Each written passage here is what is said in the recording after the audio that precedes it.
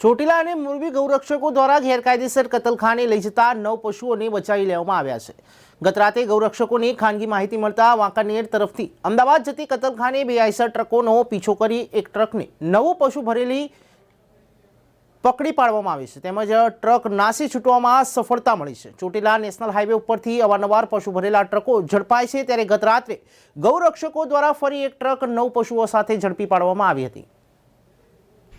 અમને લગભગ 12 વાગ્યાના અરસામાં બાતમી મળેલ હતી, જે મોરબીથી ટંકારાથી 2 ગાડી નીકળેલ અને નંદાસણા જવાની હતી। ત્યાં મોરબી એક ગાડી ઊભી રાખેલ 2989 નંબરની, એ ગાડીએ ગૌરક્ષક ઉપર એની પાયલોટની ગાડી આવી અને પથ્થરમારો કરી અને ભાગી ગયા છે।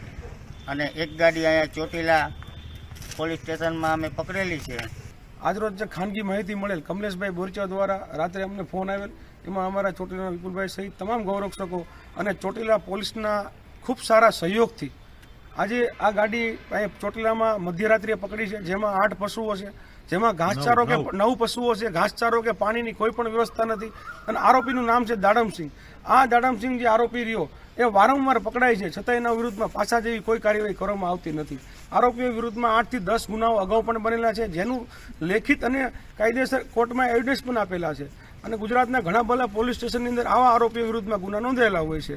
તો હાલ આ પશુની ખૂબ જ હાલત દયનીય અને ખરાબ છે।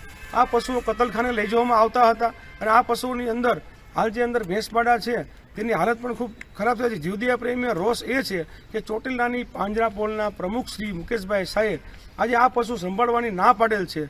અને આ અગાઉ પણ જ્યારે અમે કતલખાને જતા જીવદયા પ્રેમીઓ દ્વારા રાત દિવસ ઉજાગરા કરીને પોતાના જાનના જોખમે અને પોલીસના સહયોગથી જ્યારે બચાવવામાં આવે છે, ત્યારે તમામ આ જીવો માટે જેના કલ્યાણની વાત હોય છે, ત્યારે અમારા પાંજરાપોળના પ્રમુખ શ્રી મુકેશભાઈ શાહ વારંવાર જીવદયા પ્રેમીનું મોરલ તોડે છે।